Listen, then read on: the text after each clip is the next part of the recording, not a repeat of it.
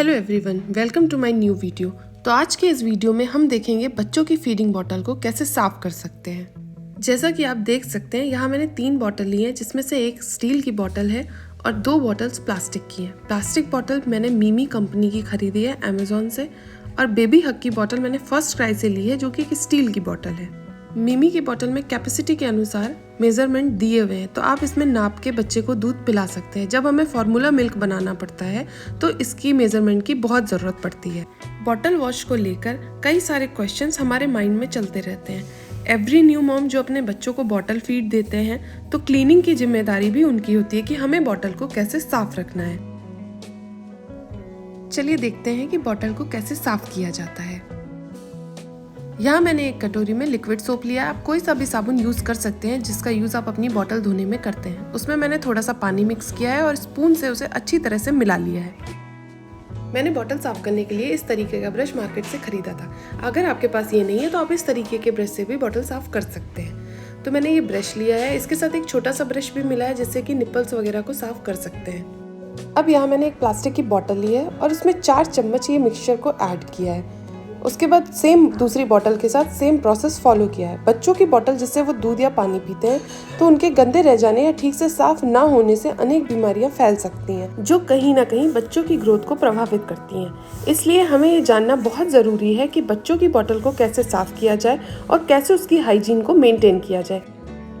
ये मैंने सिया का पानी पीने का सिपर लिया है। इसके सारे पार्ट्स को मैंने अलग अलग कर लिया है।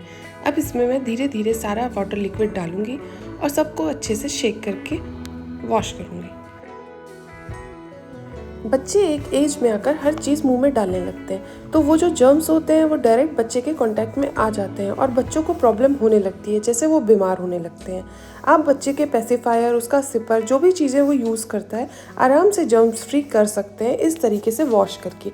यहाँ मैंने अच्छे से ब्रश से बॉटल को अच्छे से क्लीन किया है। उसके सारे पार्ट्स को धीरे धीरे करके क्लीन कर लिया है। बॉटल के छोटे छोटे पार्ट्स जहाँ पर दूध जमा हो सकता है, वहाँ पे अच्छी तरीके से क्लीन करें। जैसे जहाँ से बॉटल का ढक्कन लगाते हैं, वहाँ पे जो रिंग्स बनी होती हैं उसमें अक्सर दूध जमा हो जाता है, तो वहाँ पे आप अच्छे से उसे क्लीन करें। बॉटल्स को अगर अच्छे से साफ़ किया जाए तो 95% तक इन्फेक्शन को कम किया जा सकता है। यहाँ मैंने सारी बॉटल्स के ढक्कन से उसके निपल्स अलग अलग कर लिए। सारे ढक्कन को एक बोल में अच्छे से रख लिया है।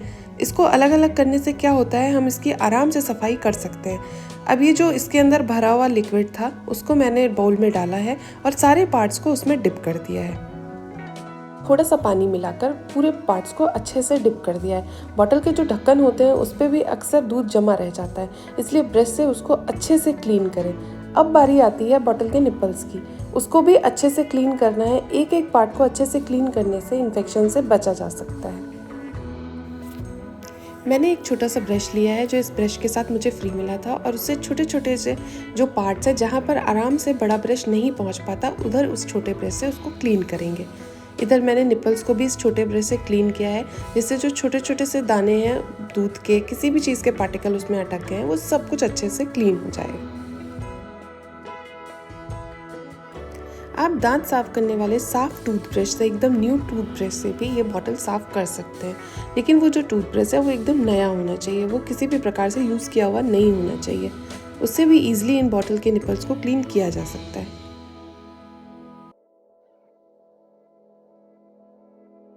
बच्चों की बॉटल्स को लेके कई क्वेश्चंस होते हैं कि बॉटल हमें कितनी बार धोना चाहिए, कितने यूज़ के बाद धोना चाहिए, और हफ्ते में कितनी बार धोना चाहिए। तो बॉटल्स हमको एवरी यूज़ के बाद धोना चाहिए। हफ्ते का तो बात नहीं, लेकिन बॉटल हर रोज़ धोनी चाहिए। हर रोज़ बॉटल धुलने से बच्चे की हाइजीन मेंटेन होती है और उसे किसी भी प्रकार का इन्फेक्शन नहीं होता है। कुछ लोग वीक में 2 से 3 बार बॉटल वॉश करते हैं, लेकिन ऐसा नहीं करना है। बॉटल को जब भी यूज़ करना है, उसको गर्म पानी सोप से अच्छे से वॉश करना है और उसके बाद स्टरलाइज करके ही यूज़ करना है। अब यहाँ मैंने बॉटल्स को साफ पानी से अच्छे से क्लीन कर लिया है। उसमें कहीं पे भी साबुन नहीं रह गया है। ये हल्का सा वार्म वाटर है। आप अच्छे से गुनगुने पानी से इसको अच्छे से साफ करें, जिससे कि जो चिकनापन रह जाता है दूध का, वो भी अच्छे से क्लीन हो जाएगा। आपको बॉटल के सारे पार्ट्स हल्के गुनगुने पानी से या नॉर्मल पानी से अच्छे से वॉश करने हैं, जिससे कि उसका पूरा साबुन पूरी तरह से साफ हो जाए।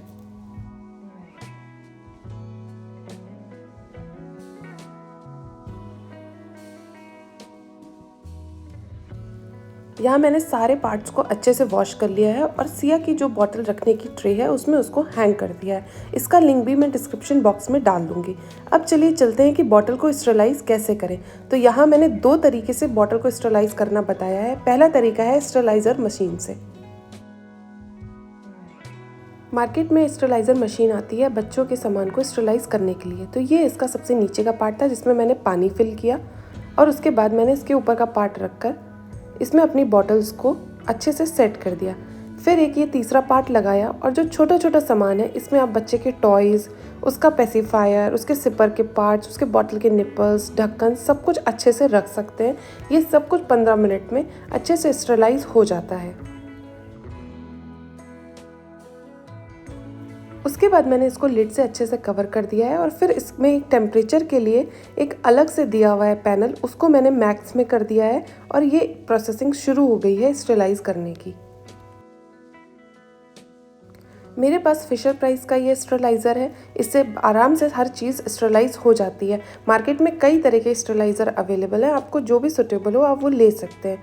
यहाँ मैंने 2 तरीके से स्टरलाइज़ करना बताया है। अगर आपके पास स्टरलाइज़र मशीन नहीं भी है तो भी आप इसको बहुत ईजिली स्टरलाइज़ कर सकते हैं। अब देखिए यहाँ पे कैसे भाप बन गई है और बॉटलें और उसके सारा सामान अच्छे से स्टरलाइज होने लगा है।